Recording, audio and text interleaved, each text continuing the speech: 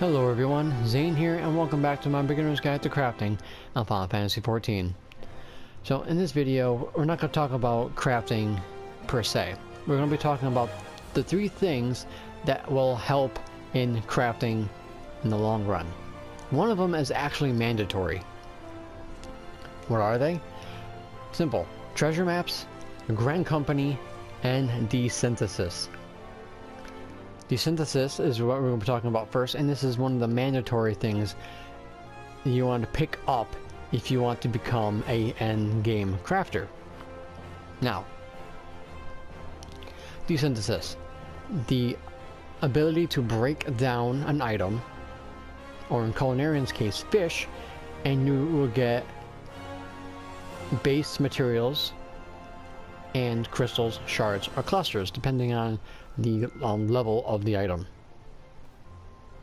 Now, Desynthesis levels up just like any other job with experience points. When you desynthesize an item, you get a set amount of experience points based on the level of the item compared to the level of your desynthesis skill. In order to unlock it, all you have to do is talk to this Rogadin next to me once you hit level 30 in your crafting classes. Go over to Central Thanalan to the bonfire where Moonmix is. You'll talk to an NPC called the Nestling Huron. She will talk to you about Desynthesis, and you'll have it unlocked at level 30. Now the thing is, Desynthesis works with crafting, so you cannot desynthesize an item if you're not the level first. So if you're trying to desynthesize level 45 item but you're not level 45 in, I say, leatherworking, you cannot desynthesize that level 45 item until you hit 45 in your leatherworker job. So it goes hand in hand with crafting. So I am on my leatherworker at the moment. So let's see if I can find a leatherworking item. Let's go for the boots because I know those are leatherworkers. Alright, so first off, we'll show you with hard leather shoes. Go over to Desynthesize. You see your skill, and then you have your success rate. Since this is a level 11 item, your optimal skill rating for synthesis is 11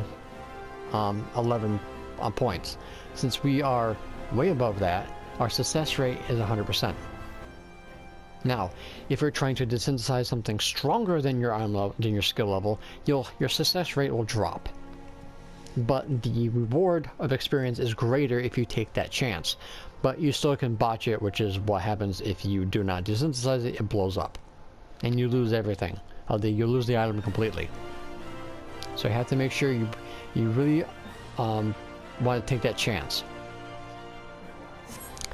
So my skill level is around 35, so we will need around level 35 item or so. So let's go with this, since it's level 5 levels higher than what I have. So you can see here, this is a level 40 item, but my skill is level 35 as 35.96, so I have a 93.60% chance of desynthesizing it. So it's always important to look at your skill and your success rate in order to determine how much you need. The optimal skill rating for Desynthesis has been added in fairly recently. I think at patch 4.1 it was introduced, so you now don't have to have a guessing game. Do I have enough skill to desynthesize this item? Now, what is the sense of this desynthesizing? Good question. Demi-materia. Demi-materia is a new materia that only comes from Desynthesis. There's actually 3 different materias, but with 3 different grades. Grade 1, Grade 2, and Grade 3. There's Field Mastery, which is the blue, Battlecraft, which is the red, and Clear Materia, which is yellow. The Clear Materia is just straight up gil. You trade them into a vendor, and you get the gil for what they're worth. Now, Fieldcraft are blue ones, and they only can get from desynthesizing, gathering, and crafting gear. Battlecraft materia is pretty much when you desynthesize Battlecraft materia, gear. The grade determines on the level of the item. So I have videos on how to get all 3 of each type in my channel, so you can pretty much look those up and you'll be able to get a clue of what I use to get a lot of them. There's also a more expensive, more sought after materia, which is Mastercraft Diamond materia. These ones also come out of the artisan gear, or you can get them through script gear as well. Those ones are pretty much the probably one of the most expensive ones because they drop so rarely of pretty much all the diamond materials out there. All these will be crucial to endgame crafting. So that's why it's best to learn Desynthesis as fast as you can, which is level 30, and work your way up to level cap. And these cap of Desynthesis increases as the patches go on. So the second thing is going to be treasure maps. Treasure maps are a great way to get materials, rare materials, crystals, shards, and clusters. Treasure maps can be collected if you're a gatherer once every 18 hours, so it's pretty much once a day. There's several different types of maps. You got leather, goat, toad, boar, pious, and that's in the realm reborn, and you have unhidden maps which you can get from boar skin, the pious skin types of maps, like the most rarest and hardest of maps will drop unhidden maps, which would include really good items, some glamour items, and crystals, clusters mostly, but if you get one of those, you get a lot of money. You get some tomes as well, experience points if you aren't at level cap, and some very rare materials. In Heaven's Ward, you have the Archosaurus skin maps. You have the Wyvern and then the Dragon skin maps. The Dragon skin maps actually have a chance of teleporting you to what they like to call the Aquapolis, which is a instant dungeon. You go in, you destroy enemies in a room, you get a treasure chest, and then you have a choice of picking 2 doors. Each door has a random chance of going to the next floor, or you'll get kicked out of the instance. In Stormblood, you have the Gargani skin and you have the Gazelle skin maps. The Gazelle skin maps can actually teleport you to the Lost Canals of Uzenair, which is a Stormblood instance dungeon, which has a lot more harder beasts to kill.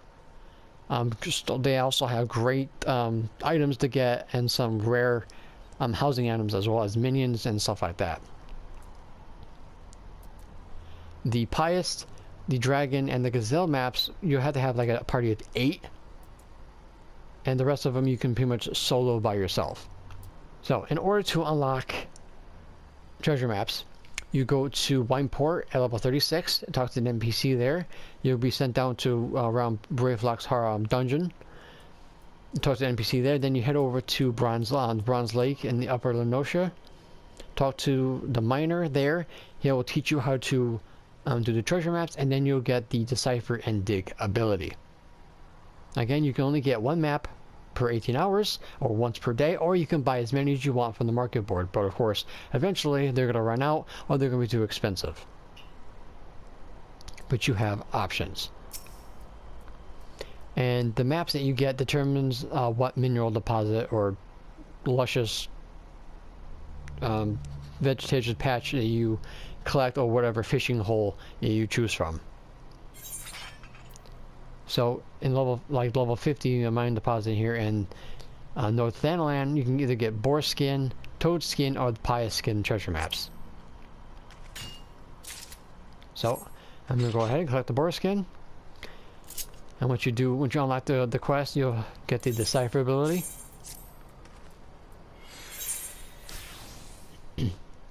Once you decipher it, you'll get a location in which you're going to have to find the treasure map yourself. Mine's in Corthus. And so you can pretty much look on the map and try to match what you see here to the map. Since I've done this a lot in my time, I know that this map is going to be right here. So you can easily flag it. And now when you go to Corthus, I can go straight to that point. So I will see you guys when I get there. Alright, so here we are at the appointed spot for the treasure map. A little side note, if you're on PS4, all you need to do is hit L1 and R1, and the map on the maps on here, and it automatically will mark your position that you want to go to, so you don't lose it. On PC, I don't know how to do it, so on PS4, that's how you mark on your map. Alright, once you are at the appointed spot, you hit dig. Dig has a 30 yalm radius, so if you're the treasure is near you within a 30 yalm radius, it will uncover it. So when you find a treasure coffer, you select it, and it will release gas that will attract a bunch of mobs to it. You actually have 5 minutes to kill the mobs, or else you will fail. If you die, you'll lose the treasure map, unless someone revives you before the time runs out. But if you teleport and come back, you lose the map completely. Once you're all defeated, you can now open the treasure chest. So pretty much if you're not level capped, you get experience, gil, and tomestones. So let's see what I got. So sometimes you might get a little bit of items, sometimes you get a lot of items. I didn't get too much. All I got was swan feathers, a chunk of coke, fire shards, and a piece of Belladonian silver. The treasure chest items are RNG. Whatever you get is what you get. Heavens War and Stormblood, there's a chance they actually might just get crystals and maybe like one item. Unfortunately, I don't know why they did that, but be aware of that as well. Alright, so the last thing is going to be your grand company. So I'm going to go to mine, and I will see you guys in a bit. So here we are at the grand company. Your grand company is a very useful place to get a lot of materials that you would have to either grind tomestones for or do the Ixal beast tribes for. Now, in order to get the best items in the grand company, you pretty much want to get a second flame or a second whatever your grand company you chose. You want to get to the second lieutenant status. So all the items from the roots ore, well, technically from the smoked bacon all the way down to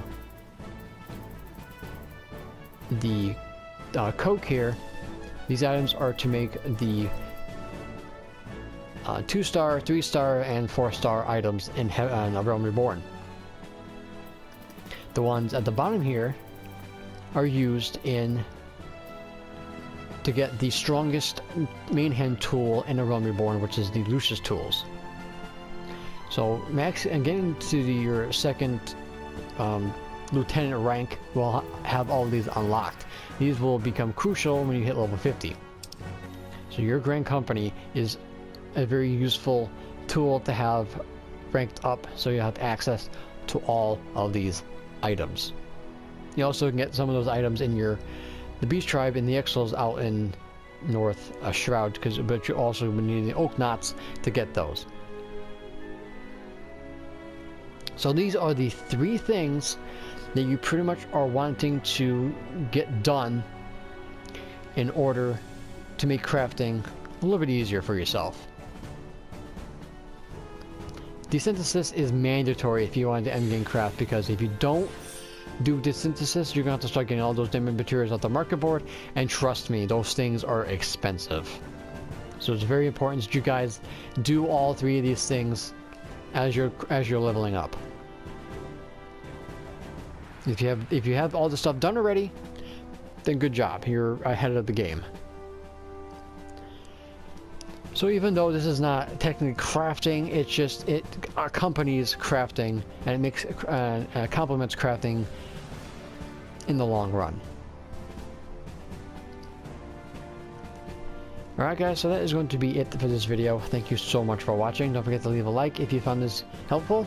Any comments, questions, concerns you have, please leave them in the comment section down below. I'll be more than happy to answer any questions you guys have.